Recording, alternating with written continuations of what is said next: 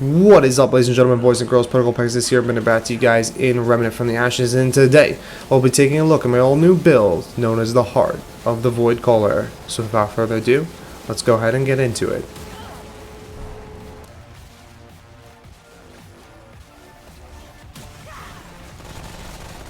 Alright, so my setup is going to be as followed. For the handgun, I'm using the submachine gun. Attached onto it is the weapon mod known as Swarm. From there, I'm using the primary rifle known as the Beam Rifle. Attached onto it is the weapon mod known as Iron Sentinel. From there, I'm using the Wastelander's Flail.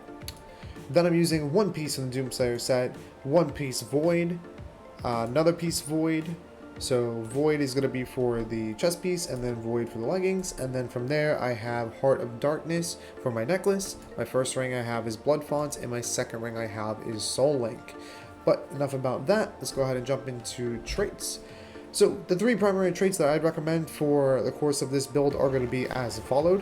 One of them being Quick Hands, the second trait being Mind's Eye, and then from there, the third trait is going to be Invoker.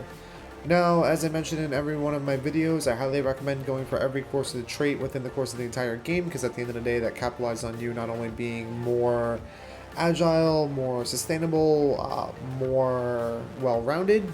It just allows you to go about being better prepared for any encounter at the end of the day, and there's no cap limit, so you might as well get it done. But enough about all that, let's go ahead and jump over to some gameplay and show you guys what this build is all about. Alright, so we are playing on Earth here. We're running on Apocalypse mode. So today we're going to take a look at this particular build in regards to the pros and cons of what this build happens to offer. So I suggest you sit back, relax, and enjoy.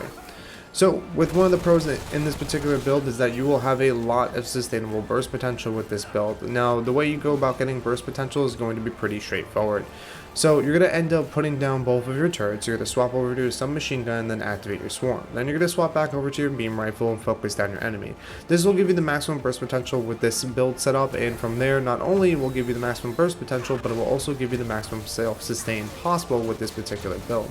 So one thing to note with this build is that we are using a particular necklace where if you end up utilizing a Dragon Heart, then from there you'll go about taking sustainable damage throughout the course of the minute that debuff happens to be active. So what you want to end up doing is you really want to avoid using Dragon Hearts. You can go about doing this by just utilizing the passive healing you end up receiving off of the damage of what your turret's dealing. So basically what that means is keep letting your turrets do damage, and then from there you'll just end up healing even more and more. Of course, one of the things with this particular build, however, is that you want to make sure that you end up putting out both your turrets at the same time to min-max your damage output. If you're only putting out one, you're cutting your damages in half as well as your self-sustain. So you don't want to go about doing that. You want to min-max your overall damage and self-sustain output by making sure that both your turrets happen to be up. If they're not both up, you can use one at a time. Just note when going about doing so, you will end up falling short when it comes to damage output as well as self-sustain. So keep that in mind in a large encounter. Another thing to keep in mind too is that you don't really have much AoE other than your swarm. So you want to make sure that you're proccing swarm in a more of a hostile based environment with a bunch of adds on top of you, so that way you don't end up worrying about having to deal with multiple adds in one given shot with just your beam rifle or your submachine gun. So from there, while you have the turrets go about single target damage output as well as focusing on any other target it happens to be mowing down, and then from there you can just use the swarm to be able to bounce from target to target to be able to not only help your turrets out in the long run, but to be able to continuously make sure everything within the course of the room happens to be dead. This way you're min-maxing your overall damage output from single target, AoE, and your overall self-sustain as well. Keep in mind, swarm is not a summon, so it will not heal you and will not proc Soul Link Ring. So from there you want to make sure that if you're looking to go about receiving healing, you want to use your turrets. I've had a lot of people mistake Swarm as a summon, and it is not a summon.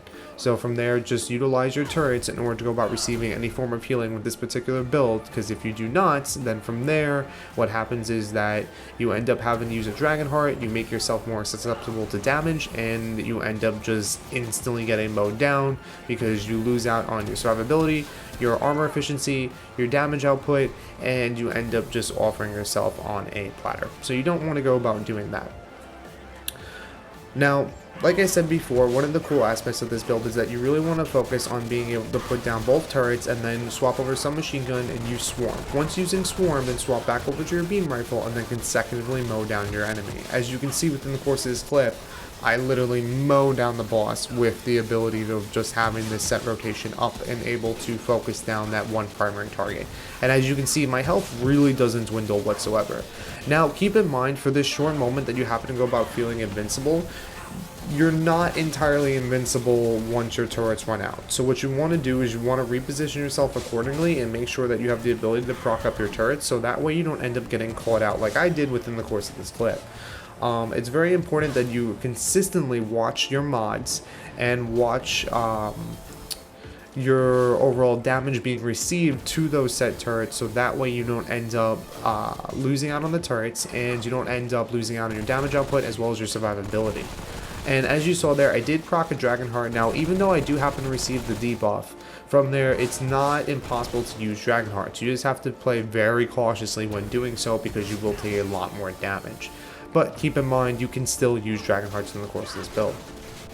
But with all that in mind, guys, the build is really unique and super fun. It's definitely a lot different than what I ended up doing thus far, and I think, personally, I think the build looks really awesome, and I highly recommend going about giving it a shot. It's definitely a hell of fun. It's super interesting to see how everything synergizes together and how well and efficient it does work. It's a super cool build because you do feel like a mobile-based turret, and it's just a good time overall.